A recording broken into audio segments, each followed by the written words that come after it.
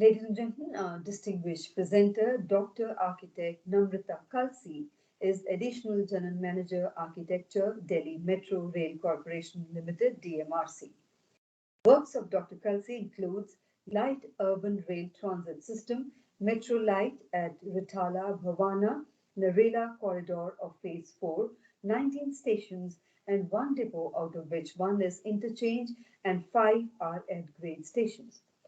DC-05 of Line 8 RK Ashram to Derawal Nagar of Phase 4, Indralok Indraprastha Corridor of Phase 4, Gurugram to Faridabad Express Corridor, retrofitting of Line 1 Dhansa Underground Metro Station, CISF Barracks Sainik Aramgarh, Community Centre at Sarita Vihar, CISF Office at Shastri Park, Delhi, and other PD, PV, ONM projects. Guide to DMRC officers in Center for Disaster Management Studies, CDMS, Guru Gobind Singh Indraprastha University, New Delhi, Postgraduate Diploma in Fire and Life Safety Audit. And a very warm welcome to you, ma'am, and over to you for your presentation. Good day, everyone. I'm very happy to see that once again, RailTech is bringing a platform in which everybody will be together sharing their ideas and new things on the rail and metro technologies. So, ladies and gentlemen, I'll be discussing Delhi Metro Phase 4, Rithala Bhavana Narela corridor, which is being envisaged as a metro light corridor. The criteria for selection of MRTS transport system for the cities is basically based on ridership and PHPDT. So in case a city has a ridership of around 2,000 to 15,000 is qualified best to have Metrolite. If you may remember, sometime back we had discussed the standard specification of light urban rail transport system, Metrolite, which was conceptualized by Government of India, Ministry of Housing and Urban Affairs in the year 2019, whereby they felt that if the PHPDT capacity from 2,000 to 15,000, or second thing, it's a feeder system to high capacity metro, then this system will be very appropriate because it is proposed to be less capital incentive, lower operation and maintenance costs, and a more viable system.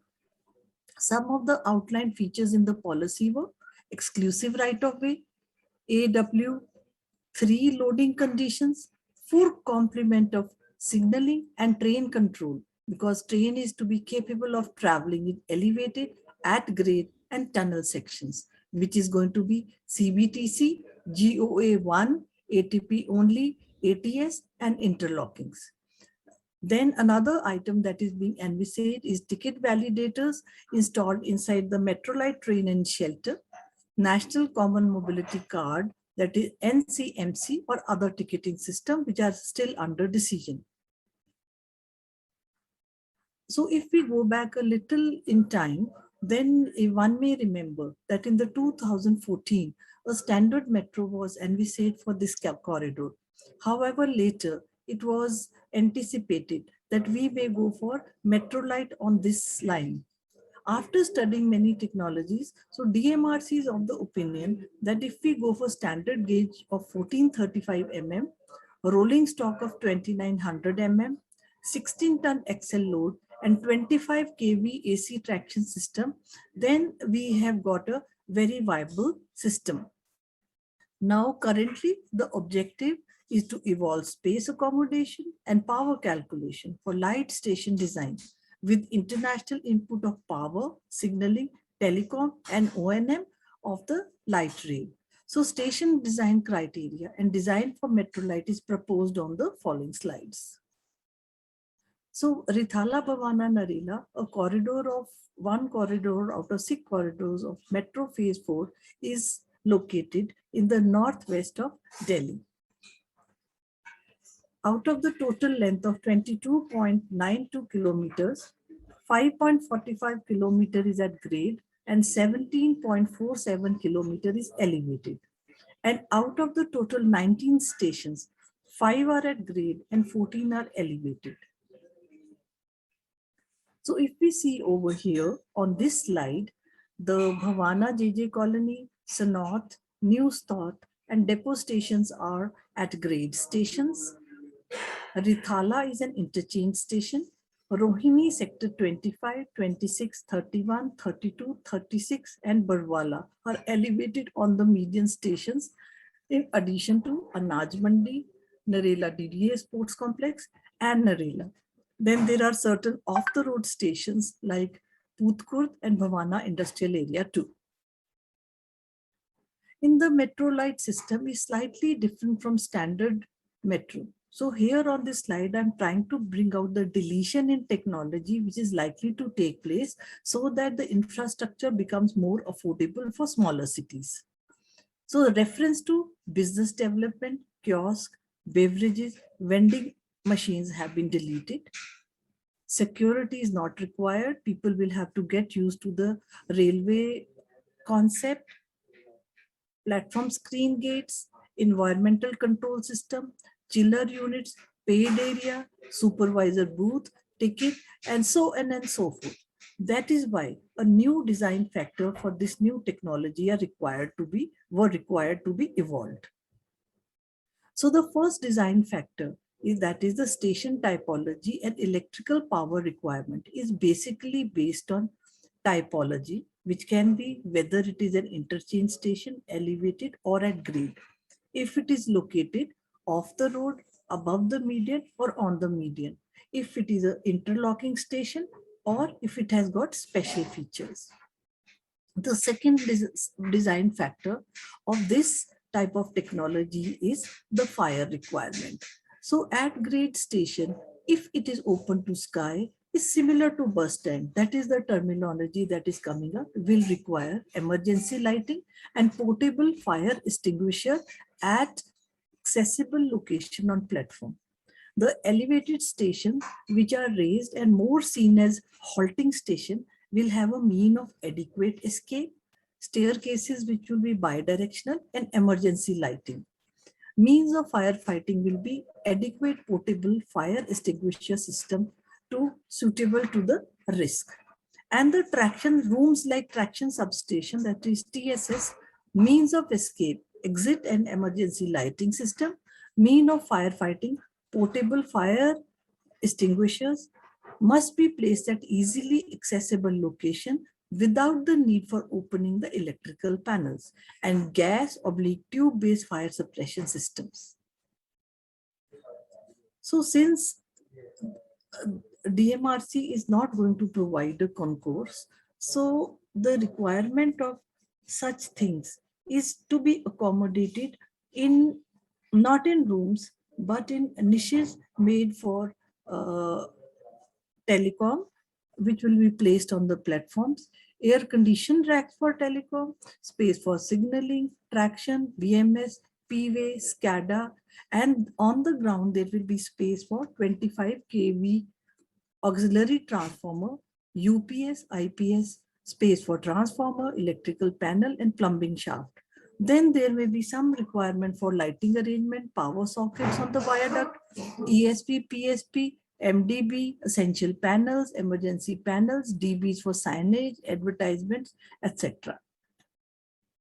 Those stations which are located on where we have interlocking, which are called the interlocking station, there will be some rooms on the ground which will accommodate SCR, signaling equipment room, telecom equipment room, and room for UPS, which will have 2-hour fire rating, and room for PWay and operation and maintenance.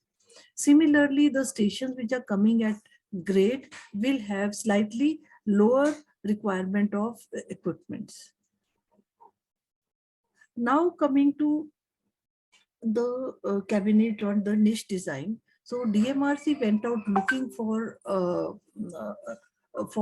these cabinets, and number of options are available in the market where these cabinets can be sealed with cooling and noise reduction, surface painting for anti-rust, integrated air conditioning, UPS, battery, PDU with DC inverter option, temperature and humidity monitoring, auto adjust cooling capacity, environmental friendly refrigerant, and emergency cooling fan.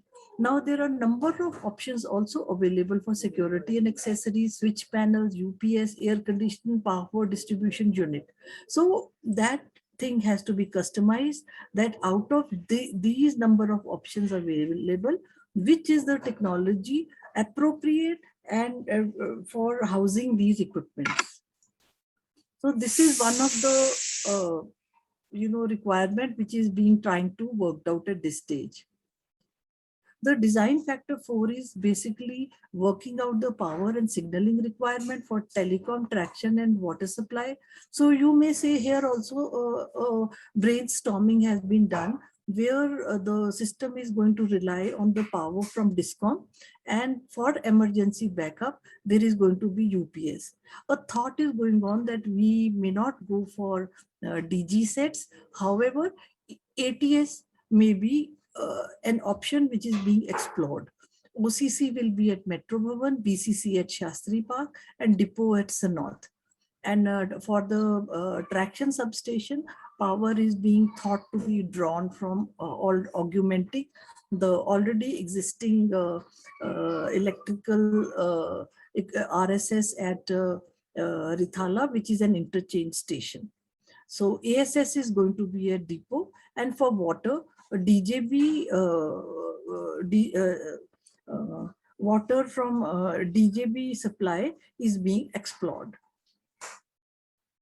Similarly, electrical load has been worked out for both interlocking and locking stations, non-interlocking stations, with respect to transformer and power from ATF and UPS, which is a spectrum which is slightly different from normal metro format.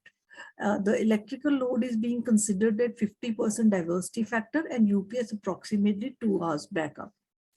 Similarly, design factor 4, the requirement of such facilities are also being given a less bandwidth, like there will be a provision for CCTV, PIDS board, clock, speakers, and some wall mounted racks.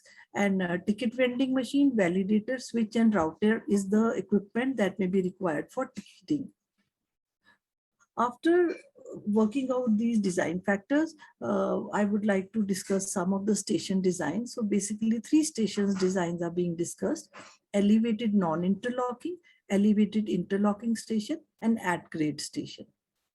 So the first will be elevated non-interlocking station, the station that is occurring the most on this line.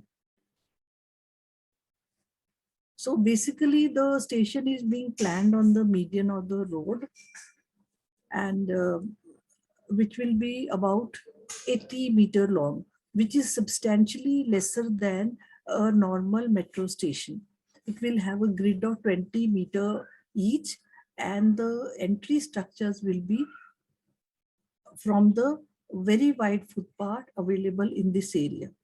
There'll be 1 staircase and a lift for 24 passengers. Under the staircase, there will be space for all equipments like UPS, essential panels, MDB, and water supply, which will be there in a locked cabinet. Then there will be a shaft from which the services will be taken to the upper floor. At ground level, multi-modal integration wherever possible would be provided, with 1 entry or more entries for facilitating passengers, better last mile connectivity. Multi-modal scheme will provide car drop-off zone, 3-wheeler hire and ride facility, bike facility, EV charging points, and the toilets and water, etc., may be through service providers. This station will not have a concourse, so there's a substantial saving in this regard, but there is an FOB which is being provided so that the commuters can either cross the road to take the other line, as well as non-commuters who want to cross the road. So the design objective will be in accordance with the Mahua policy. Typically, there will be no concourse in Metrolite system, which will be replaced by foot-over bridge, which will be used by commuters to gain access to the platform on the other side of the station by non-commuters for crossing heavy traffic roads wherever possible. There will be no rooms except on ground. Stations are more or less referred as halting stops. AFC gate and escalators may be made a provision, but which is not being thought at this point of time. And the station will be partially weather protected. So this is the diagram of the platform. So on the platform, there is a direct entry from ground to the platform. There is minimal security check and platform screen gates. There is no provision within the system for ticketing system, use of common card, smart card or QR code for traveling, and ticket vending machines will be provided outside the station or at nearby locations. So we go back and we see that the platform is about 80 meters long. The train will be 66 meters long, and the remaining area will be used for putting the signaling, telecom, traction, and other equipments. The green dots are the CCTV camera. The blue are the PIDS display. The turquoise blue is the PSP SSP, and the orange areas are those areas where the signaling and the telecom equipment are lying. So the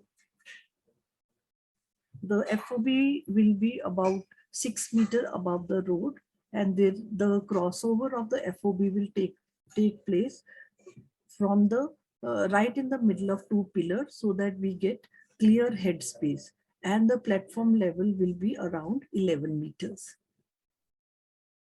So this is the view of the station, which shows that a lot of thought and deep introspection and gone into making the station viable for smaller cities.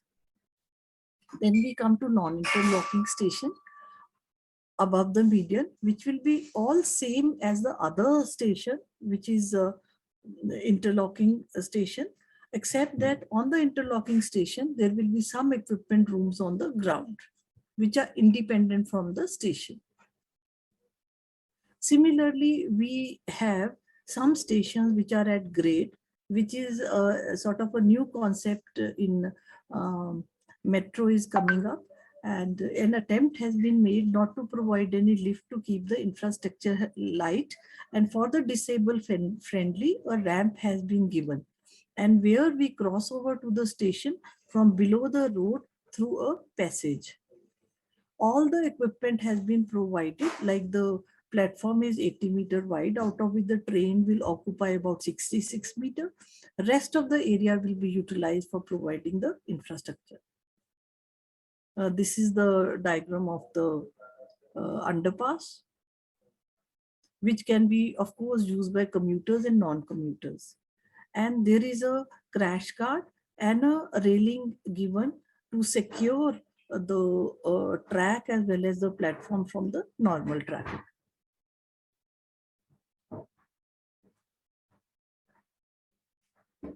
So this is the view of the of this station, where in the end some security gate has been given for second fire escape. So cities under consideration for metro light are Thane, Maharashtra, Gorakhpur, Uttar Pradesh, Rithala, Bamana, Narela, Delhi, Coimbatore, and Hyderabad metro phase. So today I have discussed the progress we have made for Rithala, Bamana, Narela, Delhi, where the attempt is to reduce the infrastructure, provide the metro facility to the population, and as well as keep the cost within limited lower than the normal metro. Thank you.